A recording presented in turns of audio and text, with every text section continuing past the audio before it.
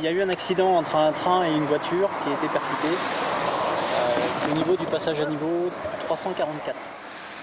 9h45, passage à niveau du cratère à Volvic. Sur la voie ferrée, une voiture accidentée, 2 personnes à bord.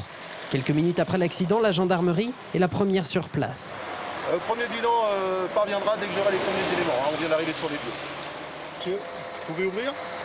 Ce n'est qu'un exercice, mais la mise en scène est soignée pour coller au réel.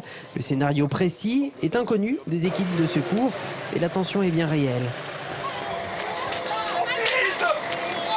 Mon fils, il est où? Il est où?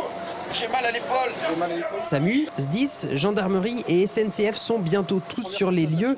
Un maître mot, coordination. L'intérêt de ce type d'exercice, c'est vraiment de tirer de réels enseignements. D'abord parce qu'il y a une mise en situation réelle, vous pouvez le voir derrière moi. Donc les différentes équipes sont confrontées à des blessés qui sont grimés et sont mises en situation de stress. D'autre part, ça permet d'évaluer la bonne coordination des services et la bonne pertinence des procédures qui sont enclenchées pour faire face à ce type d'accident. Organisés depuis un poste central à 500 mètres de là, les pompiers s'affairent sur le délicat exercice de l'extraction.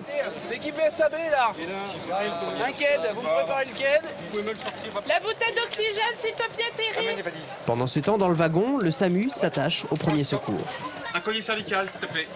Blessés, choqués, les voyageurs, eux aussi, sont à prendre en charge, y compris par la SNCF. Notre premier rôle, c'est d'alerter. Donc d'alerter nos services internes, alerter tous les services de secours. Et après, dans un second temps, c'est la prise en charge des clients. Donc les clients qui sont directement concernés par l'accident. Mais il faut aussi penser à tous les clients qui sont dans les trains en amont ou en aval et qui sont bloqués par l'incident. Mets-moi la sangle de devant là-bas.